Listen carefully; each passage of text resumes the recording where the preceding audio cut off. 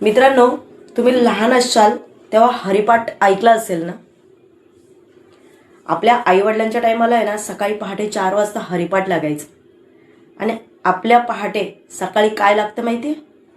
बघ तो आत्याचा मुलगा, बघ बघ तो मामाचा मुलगा, तुझ्यापेक्षा कमी शिकलाय, तुझ्यासाठी नको तेवढा पैसा खर्च केलाय, कमवतो किती 20,000, तो किती कमवतोय, फक्त 12वी शिकलाय. आपल्या टायमाला हा हरिपाठ आहे. अरे आई वडील एवढंच सांगायचंय की 20,000 जरी कमवत असला तरी कसा तरी त्याचं नशीब गांडू आहे, काय करेल पांडू. पण समजून घ्या. आणि असंही 20,000 जर कमवत असेल तर त्याची त्याला अक्कल आहे ना, त्यालाही झळ बसते ना. बाकीचे मित्र काय करतात ते आपण करू शकत नाही. द्या थोडासा चान्स, द्या थोडा. समजतंय का? असं सकाळी सकाळी नका वागू. आणि होऊन होऊन काय होणार आहे? तुमच्या गोळ्या येणार नाही ना त्या पैशामध्ये, बस एवढंच होणार आहे.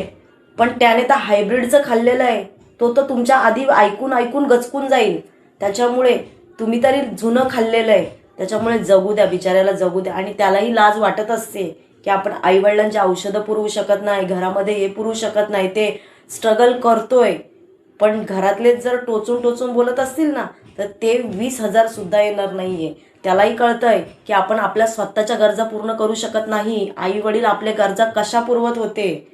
पण तसं राहिलेलं नाहीये. आई वडिलांना कळायला हवंय की इतकी महागाई वाढली, इतकी महागाई वाढली. पहिल्यांदा 500 रुपयात 10 माणसांचा बाजार होईल एवढा यायचं, पण आता 5,000 जरी घेऊन गेला ना डीमार्टमध्ये तरी 2 माणसांचा सुद्धा बाजार येत नाही. त्याच्यामुळे मुलांना थोडा चान्स द्या. दुसऱ्यांची तुलना आपल्या मुलाबरोबर करू नका, नाहीतर ते 20,000 सुद्धा आपल्या घरी येणार नाही. हे ध्यानात ठेवा. बरोबर ना मित्रांनो?